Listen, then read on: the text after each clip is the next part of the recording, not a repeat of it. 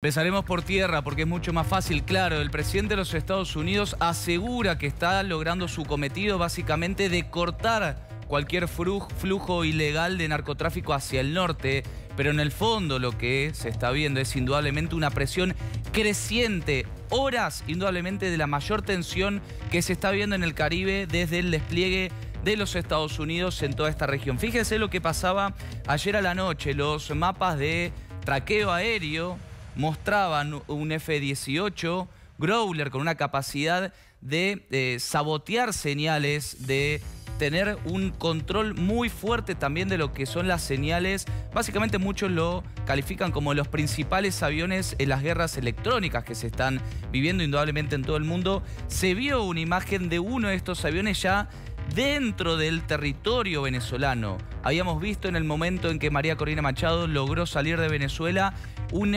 ingreso al espacio aéreo, pero ayer se terminó viendo este mapa que no se confirmó luego si efectivamente esto fue así o lo que estaba haciendo Estados Unidos era medir la capacidad de monitoreo electrónico que tienen las fuerzas de Venezuela. Y para esto quiero saludar en primer lugar a Ricardo Ferrer, que tiene la amabilidad de acompañarnos. Él es analista del Center for Secure Free Society. Él es principalmente un gran experto también en toda esta matriz militar y en el despliegue que está teniendo Estados Unidos en el Caribe. Ricardo, ¿qué tal? Buenas tardes, gracias por acompañarnos. Estamos indudablemente ante horas decisivas en la decisión también de Estados Unidos de avanzar ya de forma terrestre dentro de Venezuela. ¿Qué tal? ¿Cómo te va? A vos te saludo y especialmente también a tu equipo y realmente agradecido por la consideración. Entiendo que la guerra planteada y el enfrentamiento planteado por los Estados Unidos contra el narcotráfico y el cartel de los soles y todas sus variantes o dependencias como la FECFARC, el ELN, así también el el tren de Aragua que asola a la parte del Cono Sur de América Latina, eh, continúa con la decisión férrea del presidente de los Estados Unidos de combatir y esta semana hemos tenido la novedad de que ya no solo ataca a los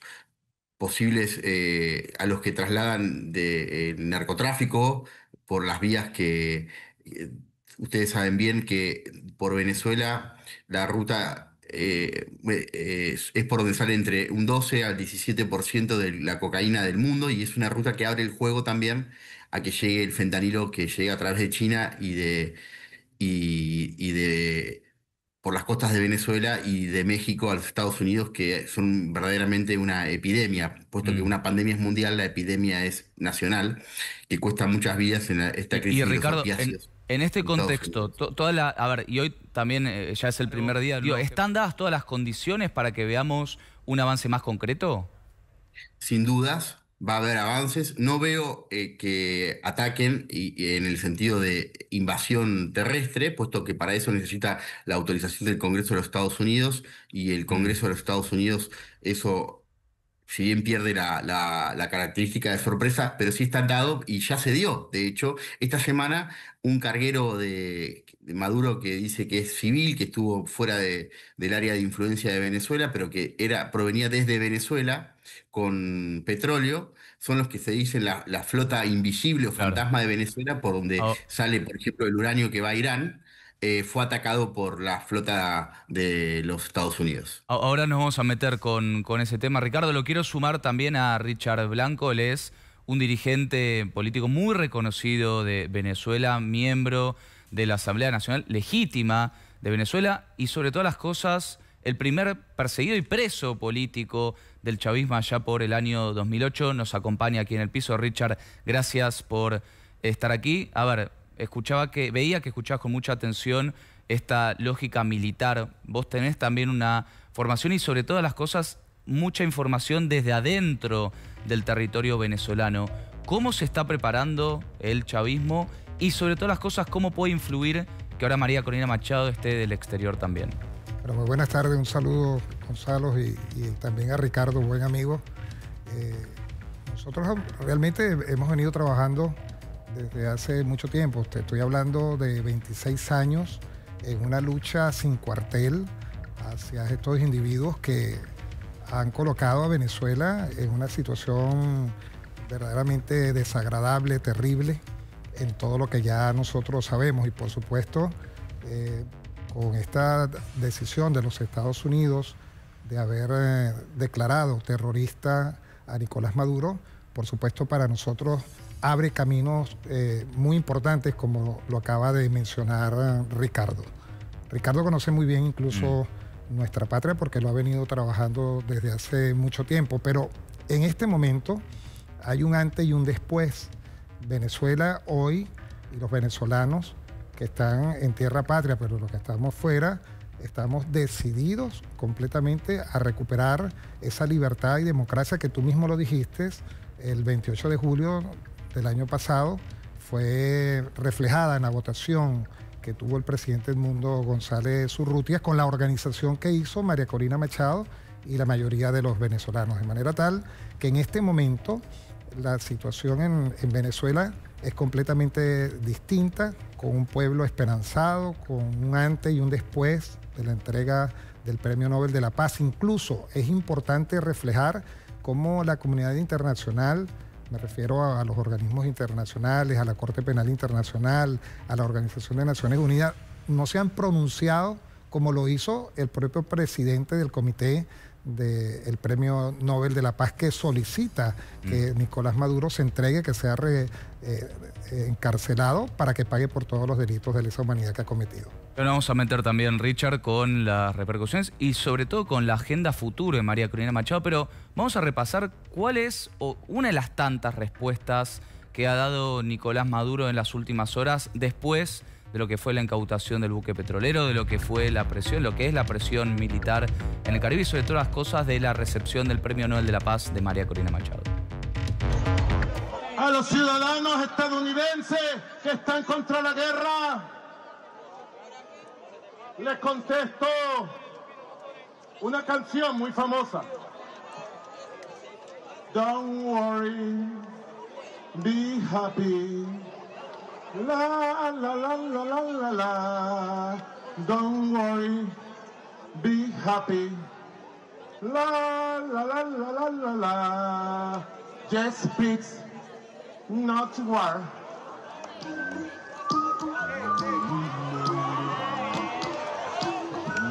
Peace and love.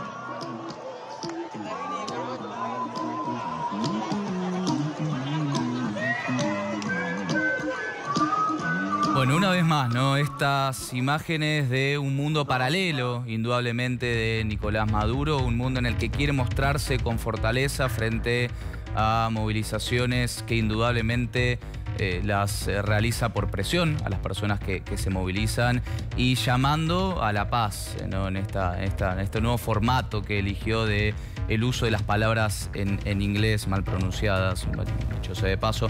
Quiero sumar también a Rafael Santiago, él es politólogo y miembro de Vente Venezuela, el partido de María Corina Machado. Rafael, bueno, has sido uno de los protagonistas de las transmisiones de esta semana histórica. Richard recién decía, estamos frente a un antes y un después. ¿Coincidís? Mira, tomemos en cuenta que la transición política en Venezuela es un proceso que ya inició desde el mismo momento en el que el pueblo venezolano eligió a Edmundo González Urrutia como su presidente. Los equipos de gobierno están listos. Las acciones, los planes, tanto para empezar esta nueva Venezuela de progreso y de plata en el bolsillo de la gente, también están listos esos planes. Lo único que faltaría sería simplemente que logremos allanar el camino para que pueda llegar Edmundo González como corresponde a Miraflores. Por eso hoy en día estamos muy esperanzados porque, a diferencia de en momentos pasados, tenemos al frente de las costas de Venezuela el apoyo que por tanto tiempo hemos buscado y por tanto tiempo hemos pedido de la comunidad internacional. Tenemos una movilización clara que demuestra que el mundo ha entendido la dimensión del problema realmente de Nicolás Maduro y su régimen. Richard, vos la conocés hace muchísimos años, a María Corina Machado. ¿Tuviste la posibilidad de hablar en las últimas horas? No tuve la oportunidad, pero sí, por supuesto, estamos permanentemente en contacto porque formo parte de su equipo. Y lo que dice Rafael, que es gran amigo, es verdaderamente cierto. Nosotros estamos muy cerca de hacer este proceso de transición, que lo hemos venido trabajando no de ahorita, sino desde hace mucho tiempo. No pude hablar con María Corina, pero sí he hablado con Antonio Ledesma, he hablado con algunos otros dirigentes del primer equipo, el primer anillo de María Corina, que formamos parte de este trabajo que hemos hecho todos.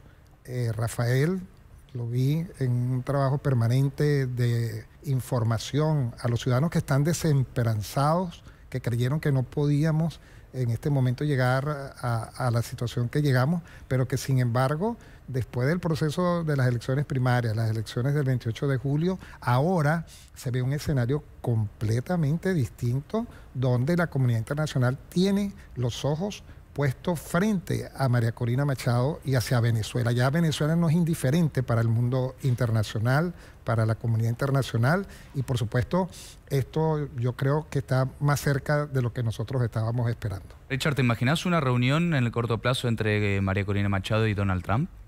Sí, y ojalá que ocurra. Ella misma planteó de que está dispuesta. Por supuesto, ella tiene planes de seguridad con lo que tiene que establecerse. Ella va a regresar a Venezuela, como ella misma lo ha planteado, en el momento que considere oportuno y seguro. Nosotros no queremos una María Corina muerta, como lo quieren ellos, los terroristas de Venezuela. Queremos una María Corina viva, que incluso no solamente, bueno, ha sido galardonada con el Premio Nobel de la Paz, un premio muy importante para ella y, como ella ha dicho, para todos los venezolanos, sino también que va a ser y ha sido designada por el presidente González Urrutia como vicepresidenta de la República, de manera tal de que habrá una gran llave de trabajo en los próximos años intensos para la recuperación del Estado venezolano. Si te parece, podemos escuchar, Richard, el momento en que justamente ella anunciaba que podría llegar a ser la vicepresidenta del próximo gobierno. Se había también tenido muchas especulaciones sobre el futuro armado de la administración, después de que su imagen y su presencia, lógicamente, después de 11 meses de clandestinidad, se convirtiera nuevamente o aumentara, ¿no?, esa capacidad de convertirse en el faro de la lucha por la libertad y la lucha contra el régimen de Nicolás Maduro. Esto es lo que decía María Corina Machado. No solo la administración del presidente Trump, sino muchos otros gobiernos en América Latina y en Europa y en otras partes del mundo ya se están preparando para la transición que avanza a la democracia en Venezuela. Por muchas razones, una de ellas es precisamente la migración. Millones de venezolanos que se han visto obligados a dejar su país y que también ya se están preparando, haciendo sus maletas para volver.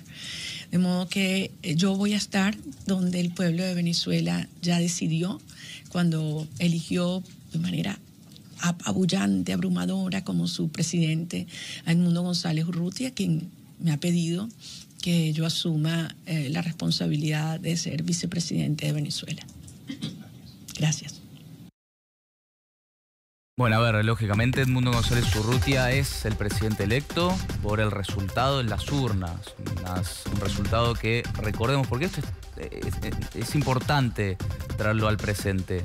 Lo que pasó el 28 de julio del año pasado fue un fraude donde el oficialismo nunca presentó las actas, donde nunca se supo el resultado final, porque claramente el resultado final era el triunfo de Edmundo González Urrutia, y las actas que la propia oposición fue recolectando en un trabajo muy laborioso, un trabajo de hormiga, dio un 67% de los votos para Edmundo González Urrutia, con todo el exilio venezolano que prácticamente estuvo imposibilitado de votar, ¿no? Y allí, lógicamente, es que María Corina Machado dice: lo acompañaré a Edmundo González Urrutia en la nueva etapa que allí lo estamos viendo al presidente electo.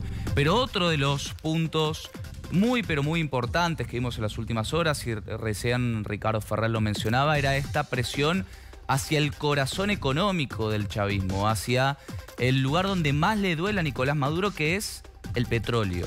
Estas imágenes que parecen sacadas de una película, fue la incautación de uno de los petroleros más grandes de Venezuela, que estaban sancionados por los Estados Unidos ya desde hace algunos años, que pertenecen a esta famosa flota fantasma desde la cual exporta petróleo el régimen chavista hacia Irán, hacia Rusia, hacia Cuba, y fue incautado en pleno mar del Caribe por las Fuerzas Armadas de los Estados Unidos. Ahora le voy a preguntar a Ricardo sobre esta operación, pero quiero saludar también a Napoleón Macías. Él es economista, magíster en finanzas, CEO de Pitágora Capital. Él estuvo en Noruega, que ahora también lo voy a consultar, pero antes de preguntarte sobre lo que viviste, Napoleón, te quiero preguntar qué representa hoy en la economía de Venezuela, con las pocas estadísticas que hay, las pocas cifras que hay, la exportación del petróleo, y por qué le duele tanto a Nicolás Maduro que ahora la presión de Estados Unidos se concentre también en el petróleo y en lo económico. Hola, ¿qué tal, Gonzalo? ¿Cómo va? Bueno, primero que nada, muy buenas tardes a todos. Dicen que el buen hijo siempre vuelve a casa, ¿no? Así que muchas gracias nuevamente por este espacio, ¿no? Volvemos nuevamente a encontrarnos las caras. Bueno, primero que nada, Venezuela hoy en día está, como lo comenté hace un tiempo, en Argentina, sufriendo una debacle catastrófica a nivel petrolero. Hoy en día estamos teniendo producciones de petróleo mermadas a los años 70, o sea, 300 miles de barriles de petróleo diarios. Hemos perdido la producción petrolera y no por ineficiencia, porque obviamente ineficiencia socialista, comunista dentro del país, con poca, digamos, conocimiento y luces entre lo que viene siendo el desarrollo del sector, ¿no? Y no solamente vamos a hablar de esta coyuntura, pero es importante saber ¿qué se hizo con el petróleo durante todos estos años? El petróleo es una gran pregunta que no solamente los venezolanos hacemos, sino la región entera. El petróleo no solamente sirvió para abastecer grandes, digamos, instituciones y organizaciones a niveles internacionales, sino que también se olvidó el país. Fuimos, más que todo, fuimos claridad de la calle y oscuridad de la casa. Y hoy en día estamos pasando las consecuencias de lo que es ese escenario. Y en el porcentaje de ingreso de divisa, ¿de cuánto podemos hablar de lo que representa hoy el petróleo? Para tomar magnitud también, ¿no?, de lo que es la importancia del motor económico venezolano. Y bueno, más o menos para que podamos verlos a niveles de números. Yo creo que en la ciencia los números es lo que hace la realidad y es lo que hace fehaciente el contexto y el modelo en la realidad, ¿no? Pero no podemos tener tampoco esos números, porque esos números están, digamos, falseados. Podemos vivirlos en Argentina con el kirchnerismo, por ejemplo. Entonces el kirchnerismo y el chavismo mataron los números, mataron la realidad de lo que es la economía venezolana. No obstante, en Venezuela tenemos trabajo desarrollado durante muchos años. En su momento, en las universidades hemos estado trabajando con las manos, como caracteriza al venezolano, con las uñas, para poder producir lo que viene en serie de tiempo, digamos, que se asimilen a la realidad para poder y escudriñar bien esos números reales. El petróleo venezolano hoy en día significa la totalidad del 100% de la vida de Venezuela. Una vez que Chávez tomó el poder y se concentraron en el petróleo, se olvidó el sector productivo del país, el sector agrario. A diferencia de Argentina, bueno, en Argentina que haya sido golpeado con los impuestos, etcétera, ya es otra cosa, ¿no? Pero hoy en día Venezuela depende 100% del petróleo, ¿no? Se olvidó lo que viene siendo el campo, se olvidó lo que viene siendo organismos que dinamizaban la economía venezolana, como el sector del mercado de capitales. Hoy en día es inexistente y no hay ni siquiera procesos de reinversión del mercado para el campo, para que tenga dinámica interna el campo solo. No, indudablemente esto es una gran falla, ¿no? Que no es ninguna sorpresa, pero estos 26 años del chavismo, y no puedo dejar de pensar en otro fragmento de la entrevista de María Corina Machado en AFP, que le preguntaban sobre cómo formar gobierno y cómo reconstruir un Estado indudablemente roto, y ella decía, bueno, lo que decías vos, Napoleón, no tenemos ni siquiera información de cuáles son las reservas del Banco Central, qué cantidad de oro hay, qué cantidad de dólares, cuál es la matriz productiva. Quiero sumarlo a Ricardo Ferrer y antes vamos a ver una otra parte de las entrevistas que dio en estos últimos días María Corina Machado, cuando le preguntaban por la posible invasión u operación terrestre de los Estados Unidos.